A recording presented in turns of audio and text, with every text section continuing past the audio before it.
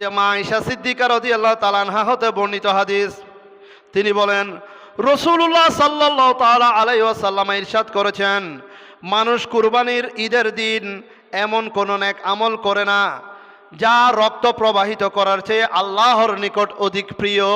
সুবহানাল্লাহ। আমরা তো ঈদুল ফিতর নামাজ পড়ার জন্য যখন আসি তখনও আমরা ঈদুল ফিতরের সময় একটু মিষ্টি মুখ করে তাকবীর পড়তে পড়তে আসি। এটা আল্লাহর দরবারে প্রিয়, কেননা 30 রোজা রেখেছে। আজকে ফজরের নামাজে পড়ে মিষ্টি মুখ করে ঈদুল ফিতরের নামাজে এসেছে। তবে ঈদুল আদাহার দিন, ঈদুল আদাহার নামাজ পড়ার জন্য আপনি যখন আসবেন কিছু না খেয়ে আসবেন, খেয়ে নয়। এগুলি মুস্তাহাব মাসালা, মুস্তাহাব হলেও এগুলি প্রেমের মহব্বতের আদবের মাসালা, এগুলির ভিতরে ইমানের পরীক্ষা রয়েছে। সুবহানাল্লাহ।